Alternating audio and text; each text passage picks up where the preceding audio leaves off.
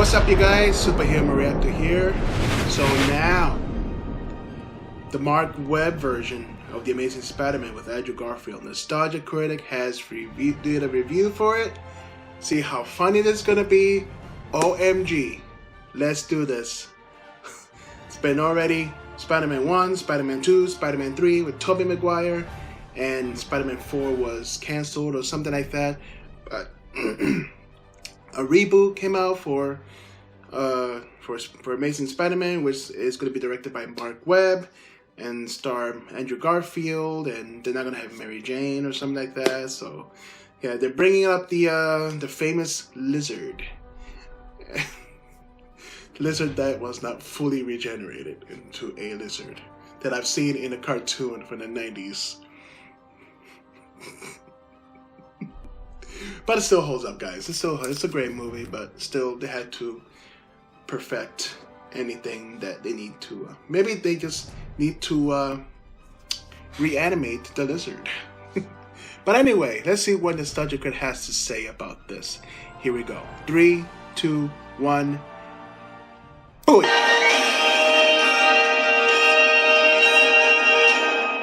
Should be part 1, by the way. Spider days. Sorry, there's more things that rhyme with days. Let's start rhyming them right now. Wait, I think we messed it up. Goddamn, we really hate this song. Definitely. Hello, I'm the Nostalgia Critic guy. Remember it so you don't have to. So you think the Raimi films got backlash? Wait until I reveal the tangled Mark Webb that we weave. With Spider-Man 3 disappointing many fans and even the filmmakers themselves becoming frustrated, Sony decided no more films were gonna come out of this universe. But there was a problem. Sony's rights to the Spider-Man character required a movie to be made every 5 years if they wanted to keep them, which meant the long time span usually provided between rebooted franchises like Batman and Superman was pretty damn tight from 2007 to 2012. Let's be honest, not giving enough time for people to put the old Spider-Man franchise behind them and crave a new one. Which is why I have the controversial thought. Okay, not hugely controversial. Okay, honestly not controversial. Pretty much, yeah. I think that... Hello, Mr. Internet. You're gonna regret it. I told you before, I'm not gonna lie. You're gonna regret it. Look, I'm hired to give my honest thoughts and a unique point of view, and that's what I'm gonna do. Your funeral.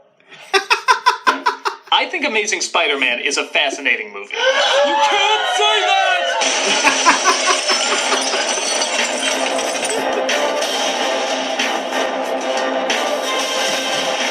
With that said, I don't think it's the best Spider-Man movie. Into the Spider-Verse has blown them all out of the water. The MCU films might be slow burning to the big stuff, which I'm down to wait for. And rewatching the Raimi films, I do find a new appreciation for them, particularly with 2. But maybe that's why this one intrigues me. It had the most impossible task of winning people over with a new Spider-Man reboot after a goofy but still iconic series. And all the changes in the film reflect that. Instead of going cheerful and clean, it went angry and dirty. Rather than Golden Age comic dialogue, it went more modern-day comic dialogue. It brought back the writer of Ordinary People and allowed him to write a screenplay more like Ordinary People. The main character just happened to be a superhero. At the time, there were a lot of audiences that were happy to have a more grounded Spider-Man flick, especially with other comic book movies going that direction. But the hate boner erected quick, and soon die-hard fans declared if you liked anything in this, you were betraying the sanctity of the franchise. Now dig on this. Clearly this was the one step too far. But I will admit, the same way I was asking people to see how I could find the originals too corny, shouldn't I also see how people could find this too safe? Yes, it's more real, but doesn't that suck out the uniqueness of Spider-Man going all in big like the comic did? I will always remember the iconic imagery from those films, and here I have Lizard Voldemort and webbed dicks.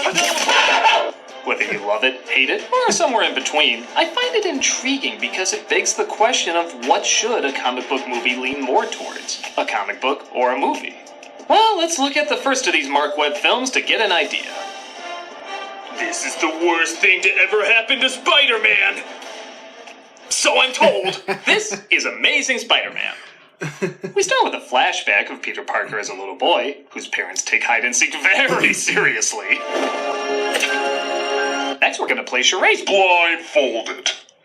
But it looks like somebody broke in, which means why don't you visit your Uncle Ben and Aunt May for the rest of your life? Doesn't like crust on his sandwiches. He likes to sleep with a little light on at night. He also likes to wear Spider-Man pajamas. Wait, what? Cut to years later as Peter, played now by Andrew Garfield, discovers his parents died in a plane crash and is now a geek, I guess.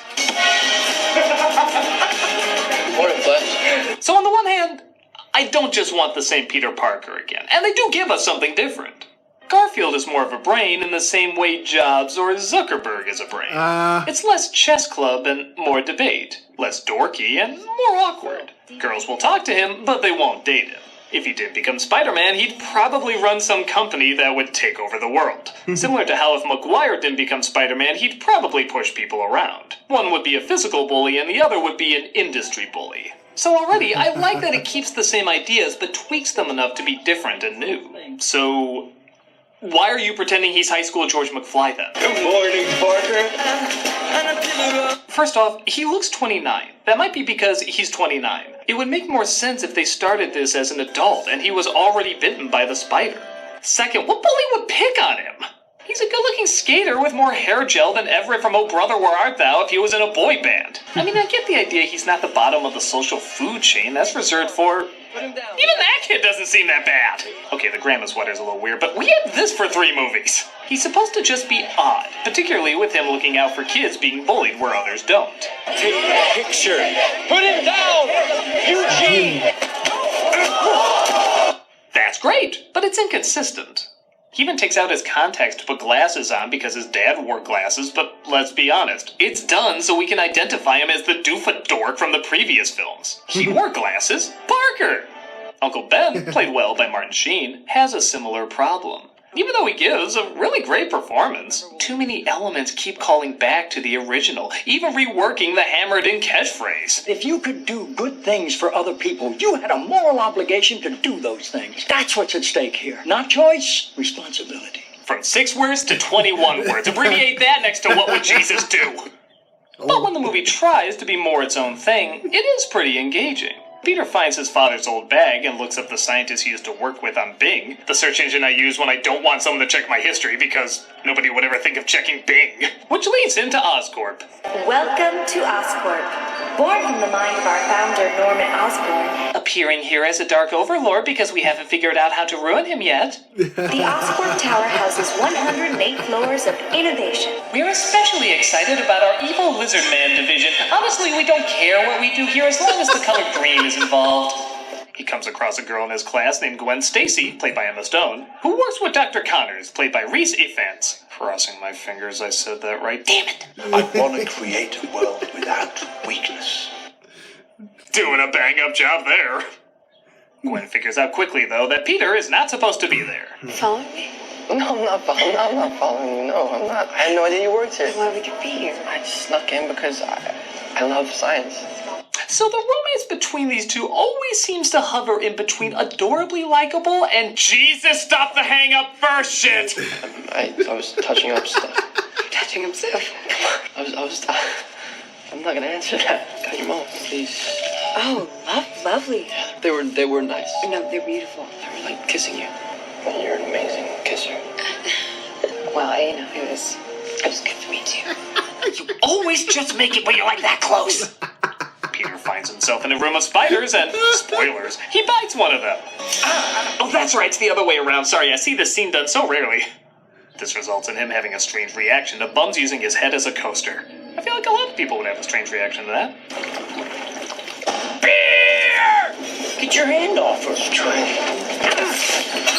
you kidding? Are you freaking kidding? Who is this guy?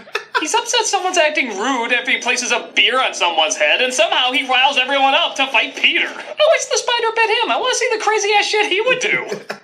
Despite that, I do love this fight because it's basically a comedy of errors. Every move is accidental but works in Peter's favor. I love how he holds up his arm knowing it's pointless, like the coyote waving before he falls, but it actually works with his new powers. I'm so sorry. I learned self-defense on Bing, so like anything on there, if I succeeded, it's completely by accident. This causes him to get home late, upsetting Uncle Ben and Aunt May, played effectively by Sally Field.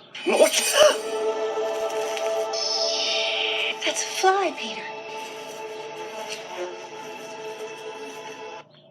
Why does it feel weird to see Spider-Man acting like a Spider-Man?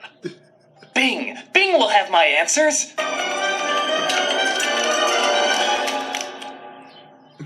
Well, this will make other morning activities fun. Peter tries to get some answers from Dr. Connors and reveals that he's the son of his old partner, Richard Parker. We were gonna change the lives of millions. The problem was always... The decay rate algorithm? Let me go out on a limb. Let me lend you a hand. I'd give my right arm if I could... Your arm is missing. Fuck, I'm so bad at this! Peter, through his father's research, figures out the algorithm to cross species with hopefully no side effects. The next day at school, banners are being painted on the basketball court while players practice. That seems like a sensible place to do it. Clearly, if anything goes wrong, it's the player's fault. You did that on purpose, Flash. I'm gonna continue this on the Buzzsaw and Shop class, where it's safe! No, but I should have. You better watch your back. That's right, teen girl half my size who looks like a threat. Flash is weird in this. Parker, of course, uses this opportunity to stick up for her, embarrassing the bully. That's it, you're going to detention! And the basketball team, practice starts at 7 a.m. sharp! So all this is about getting even. Ben balls Peter out for acting insensitive and showing off, moments before he acts insensitive and shows him off. He's got you on his computer. I'm his probation officer. Total creeper! He put your head on squirrels' bodies, he has all sorts of issues! After talking with Gwen, he tries out some of his new abilities in what I suppose is supposed to be a training montage, but honestly it comes across more like a jeans commercial.